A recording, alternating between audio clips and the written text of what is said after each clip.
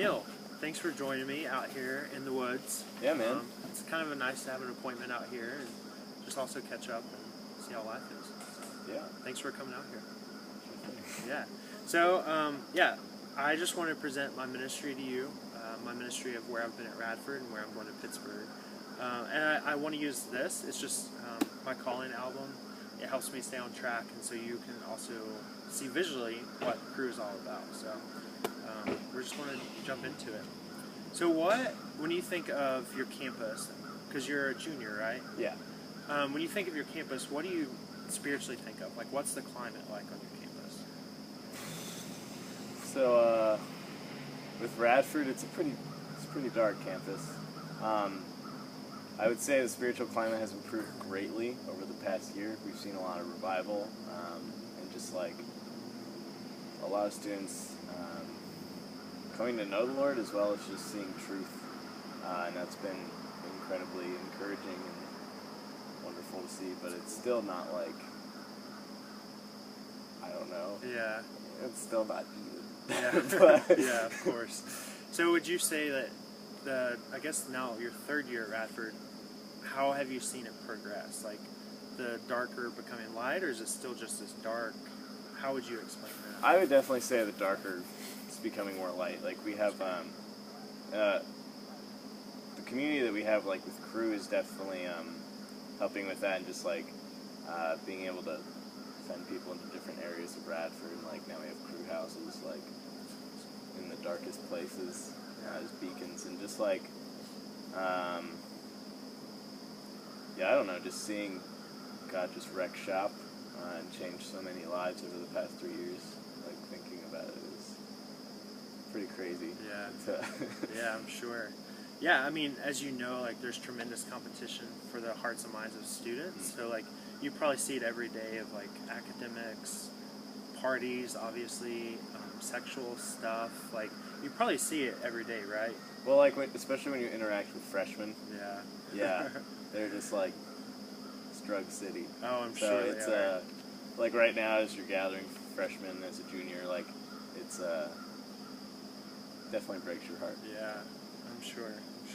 So we're seeing this like with the college ministry, as you know. Like I've been on staff with Crew for a while. Mm-hmm. I just joined full time this summer, but you see this from all levels, like the competition from like peers, where students are feeling it from their friends or classmates or whatever, even from professors. Can I get you to read this quote right here from the professor at Central Florida? Yeah. For the Christians in my class who argued the validity of Christianity, I suppose I should thank you for demonstrating to the rest of the class what religious arrogance and bigotry looks like. Yeah, so that's crazy. Like a professor, like they mentor their students in a way. They're kind of a comfort from for students in their classes, meet with them in office hours. And imagine walking into one of your classes. I mean, you may have. Yeah. Walk into your class and the first thing you hear is a professor say this. So what does that do for like your faith? I mean, honestly, I'm pretty fine towards it. Like, it hasn't really affected me at all. I think, like, being at Radford, and then I was in Australia over the summer, and just, like, seeing the amount of apathy and just how people don't really know truth, like, A, that's heartbreaking, and B, like, they're contradicting themselves even by making that statement. So it's kind of pretty low. Yeah. So imagine, like when you're a freshman or that you've met, and they're Christian, they're coming from a very conservative area, and their professor, they think they'll connect with because they're used to a high school teacher, and then they hear this, I think they would probably feel kind of alone and scared. Oh, yeah. Maybe even questioning their faith. Maybe I grew up thinking the wrong thing and believing the wrong thing. So, yeah, we're seeing that. As well as frightening statistics about sexual and alcoholic just deaths and incidents. So can I get you to read these statistics right here? A recent study by a task force on college drinking indicated that the following number of alcohol-related incidents occur each year among the students in the U.S. Nearly 600,000 injuries, 6,000 sexual assaults, and more than 1,800 deaths. That's a lot for 1 year. So you're seeing like the college campus is just really dark and really just a place where there needs to be light, as you've experienced at Radford. Yeah. Some examples back when I was at Radford as a student, we saw a lot of sexual assaults. There used to be this stigma about Radford as one of the top party schools. I think it's probably died down by now, but like, I think we've been replaced by other schools. yeah. Yeah. I won't throw names, but Yeah, we've definitely been replaced, but still, like there's that spring Quad Fest. right. Quad Fest is still a huge thing, but like it's died down over the I didn't years. think it really happened last year. Yeah, that's great. Which is right after our, prayer retreat / revival sesh. That's great. So, We'll see what the Lord did right there, right? yeah. That's great. And so, just an example of a student I had when I was involved with Career at Radford. His name was Brandon, and he came from where he would probably say a Christian household. His parents were Christians. He grew up in church playing drums, and he came to Radford. And he had been in like marijuana and just alcohol and messing around with girls, and he came to Radford and just got more involved in that, and it just sucked him into the darkness. And I met him through just a friend that brought him to like my small group I led, and just got to know his story and see how the darkness just kept eating him. But we'll get back to Brandon in just a moment. So, but in the face of all this competition, we see that God is bringing an increasing number of students into a relationship with himself. You said you've seen a lot of just people come to be a Christian, right? Yeah, and just lives completely changed, even if they were already a Christian, like actually leading a spirit-filled life. That's great. Witnessing that. Yeah. So it's encouraging to see that just because there is darkness, like God is still overpowering that, and he's saving people, he's bringing people into a relationship. And so that kind of goes with my experience. I came to Radford just to party. It was close to home. I came here as a 21-year-old, like I was let loose on my own, and I thought I was a Christian. I would say I was a Christian because I was a good guy. I didn't push the buttons too much. I showed up at the first crew of the year because my friend invited me, but then ditched me, so I was there alone. So I met this guy named Isaac, and he's like this big burly guy, and I was terrified, one, being there, and then two, this guy walking over to me, and I was really shy and just quiet. And I knew the stigma of I was drinking and I was at these parties, but then I was at this Christian thing, so I just felt like they knew. And Isaac, he sat down with me. He was my friend. He wanted to get to know me. It was the first time, because of my past of being abused by men, that I felt comfortable with the guy. And so we exchanged numbers, and he pursued me over the years, or over the next couple weeks actually. He just asked me to come to a small group all the time, and I always ignored him, and kind of felt like he was stalking me at one point because he was always around me. And then Isaac invited me to a small group another time, and I finally caved in and went, and I loved it even though I felt really uncomfortable. And I showed up at the weekly meeting the next day. They signed me up for fall retreat, which is just a fall weekend that we have at the beginning of the school year. And I went to that fall retreat weekend, and I was terrified. I didn't know anyone, but I thought it was like camping in the woods, right. And I was I can do what I want. Not really that way. And I encountered biblical community. I encountered Jesus. That weekend, that Saturday morning, the speaker is sharing about how Jesus, God is our Heavenly Father, and he sent his son Jesus that he loved so much to die for me.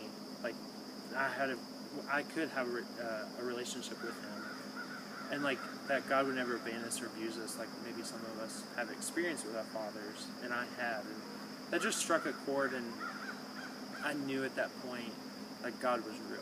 It was the first time I clearly heard the gospel explained, and I prayed to receive Christ that day, and throughout the years I got involved with discipleship, and which is just one-on-one mentoring, and then I got involved with a small group, and I grew through that, and I experienced forgiveness, and through that I forgave my dad for what he did because of Christ's forgiveness for me, and I've seen such transformation in my own life that I just wanted to do that and see that in other men's lives, and I got to experience that the past few years. I've been on staff at Radford, interned, and then I did part-time, so I think I was gone before you became a freshman, but Radford, yeah, it was crazy. It changed a lot, but it sounds like it's changing more, which is awesome to see how things were back in the day.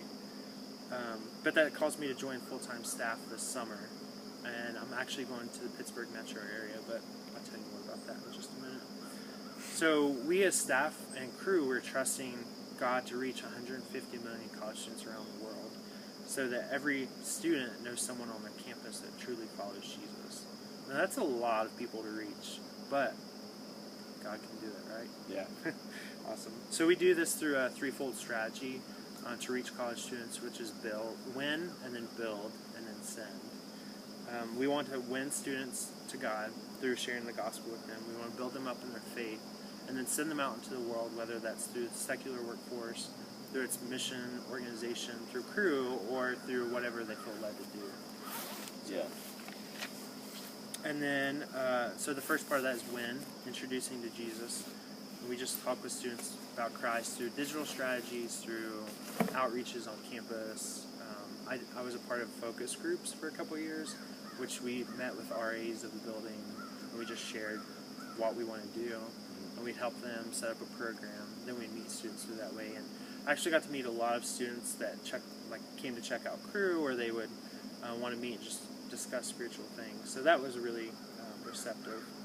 But back to Brandon, the guy I mentioned earlier, he came to our small group for a little bit, and I just developed a heart for him pretty fast.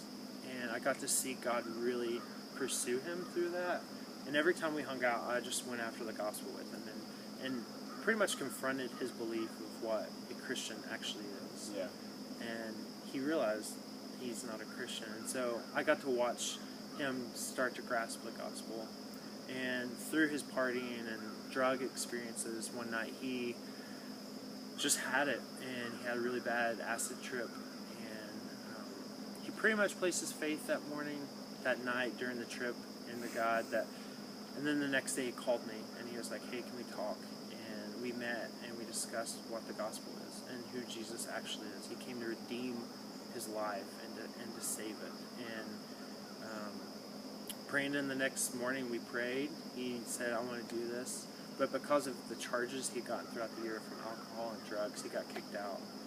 And that devastated me, because I was afraid that him not being in a biblical community, that he would get washed away into the darkness, because he wasn't around the Bible study and the guys and stuff.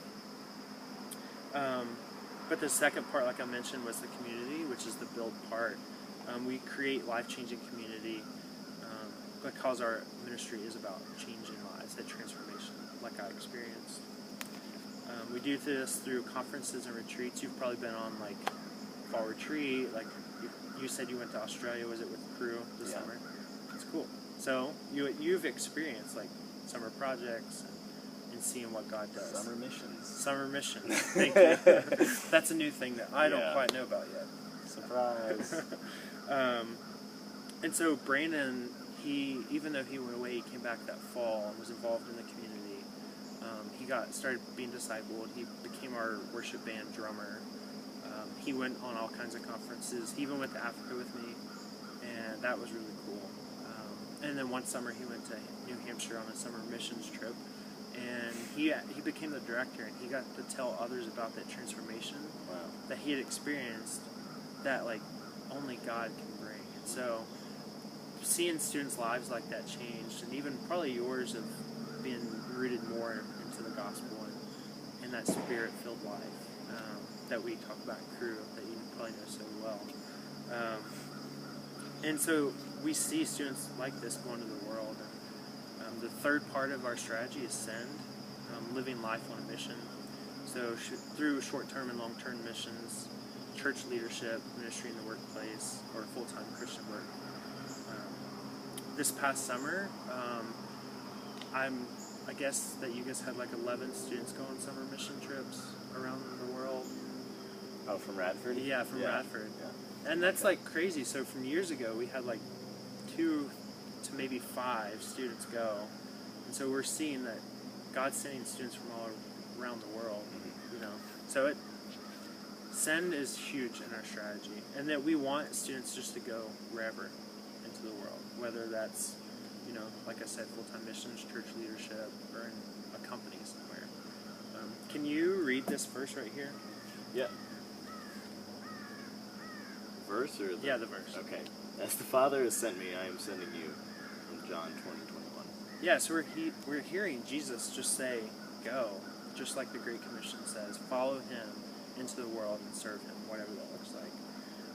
So as I mentioned before, I was at Radford, but now as a joint full-time staff, I'm heading to Pittsburgh. And I'm really excited about being on that team because it's a metro team. And so there are 30 plus campuses in the area. There are 120,000 college students from around the world in the city. And so I get to reach the world by reaching that city. And I'm really excited just to see what God will do by burdening my heart more for the city and reaching college students, as they need a lot of help. They are definitely understaffed, and having laborers come to reach their students. So before I continue, do you have any questions? What does your tattoo mean? My tattoo? So it says Psalm 147:3. So a bunch of the guys I used to disciple, and I got this tattoo because, one, it reminds us of the brotherhood that we had, and then two, we want to share the gospel through it. So the verse says, "For He heals the brokenhearted, and He binds up their wounds." And so as you see, it's a ship, and the sails are not torn or tattered because God heals and He mends the brokenhearted. And they're afloat. They look like they have wind blowing in them, which is the Holy Spirit pushing us and guiding us. And we're floating on God's grace. And it's only by His grace that we stay afloat and we aren't dying, that we aren't set up, like we aren't by ourselves, that He has came to save and redeem and transform us. So that's what it's about. So you'll probably see a lot of guys someday have the same exact tattoo. Yeah. Yeah. So no other questions? I mean, it's not really a question, but your mustache looks nice. Thank you. I did it just for some friends that I'll be seeing soon at a conference. That's classy. Thanks. All right. So, have you heard any of the history about Crew before? How it got started? Yeah. Where it started? You have? Yeah. So you're very familiar with Bill and Vonette Bright? Yeah. Great, cool. You know it started in 1951 and UCLA campus with a group of students. That is awesome. And I love that story of Bill and Vonette because they like gave up their life. They were ambassadors for Christ on that campus, and the burden for reaching college students and their dream years ago of how they had a burden to see students reach the world and how strategic that is another reason I want to be a part of Crew in this organization, because I get to see students go to the world. And so just what started as a ministry to students on the UCLA campus now touches the lives of people in every segment of society in every corner of the world. So that it's just part of that strategy of sending students to the world. Yeah. And so on this page are just a few ministries that are under the Campus Crusade for Christ umbrella. Athletes in Action is one where they not only reach athletes on the collegiate level, but also professional.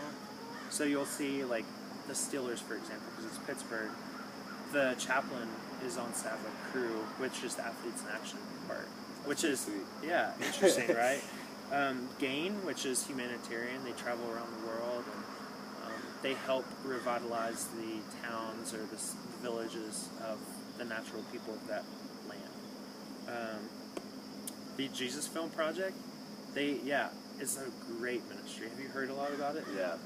Yeah, so I heard a lot about it. yeah, they take the film and they do it in their language and share the gospel with them.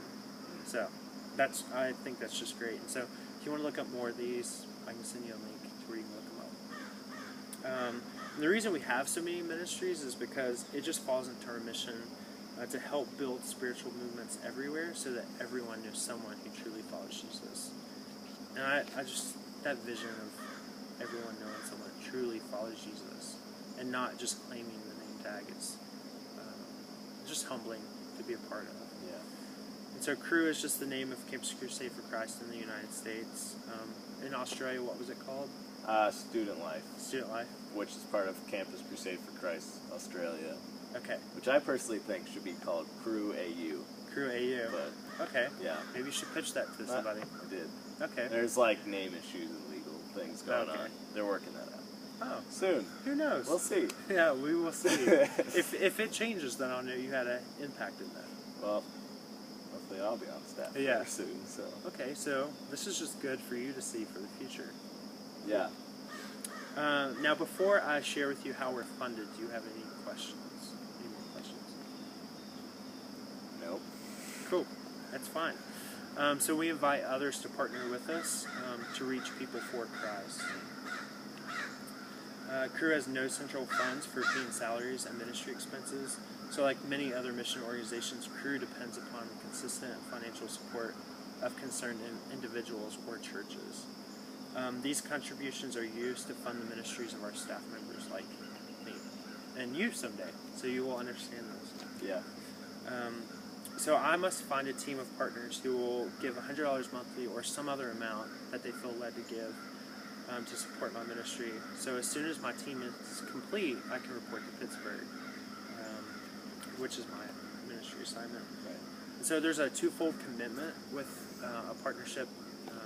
And so my commitment to my partners is to work diligently to touch the lives of people for Jesus Christ, to regularly let you know what your support and your prayers are doing, and to be financially faithful with the funds that are given to me, and to share prayer concerns with one another. So it's not just me saying this is how you can pray, but I want to be a part of your life and know how I can pray for you, your friends, your family, and even your ministry with being a student still at Radford. And I believe your commitment and your partnership can make a difference to touch the lives of people through Crew. Just as you've seen through Radford, and you've probably seen in Australia, and you know that like it's changing lives and bringing people into a relationship. So would you make a monthly commitment of $100 or some other amount that you feel led to give? Like right now. You can pray about it. I can contact you in a week or so, and you can let me know what you feel led to give. I mean, the answer's yes. But Okay. Yeah. I just wanted to give you a hard time. All right. Well, thanks. I really appreciate that, and I'm humbled by your partnership. And you will see the lives of students in Pittsburgh change, and you maybe will meet them on summer missions, Radiate, which is our winter conference, as you probably know about. Yeah. Yeah. So in a minute, I'll share with you how you can start your giving. But there's another vital way that you can help. I want to report to my assignment as fast as possible. And I don't know a lot of people, so I was wondering if we could take just a couple of minutes and brainstorm any friends or neighbors, just anyone that you can refer my ministry to. So, let me write this down. So do you have any friends at church that I could contact? Valley Bible Church. I mean, are you already getting support from the church itself? I am the church, yeah. PDC. Okay. So, Michael, whatever his last name is, Wahlberg. Okay, I can find him. Yeah. Warhol. Okay. Yeah. Sorry. Seth McDuffie. Okay.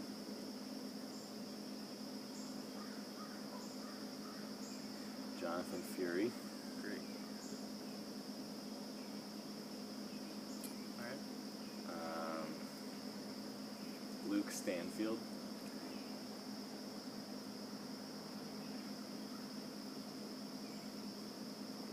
Adam Ferrer.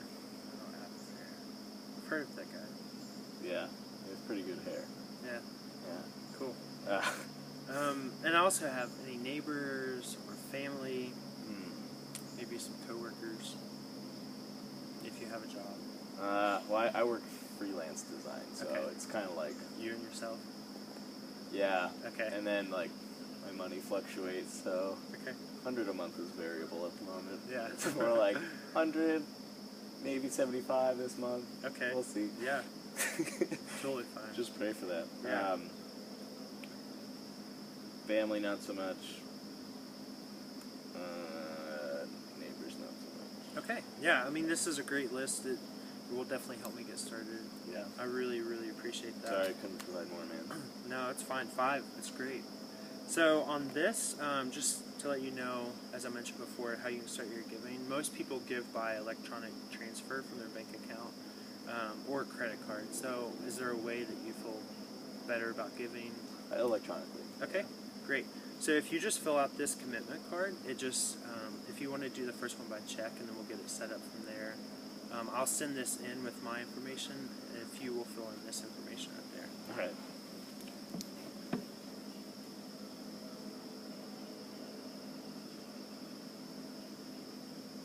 I really appreciate your partnership in helping me reach Pittsburgh students. Yeah, man. I'll be happy to visit and Great. whatever that looks like. Yeah, I would love for you to visit the city.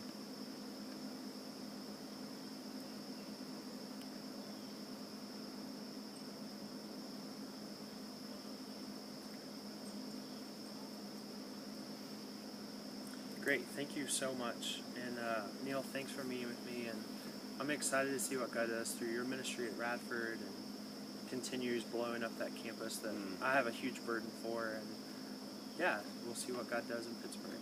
Yeah. So thank you. Keep me updated. Yeah, thanks. Thank you. All right, we cut that off. Okay. Okay.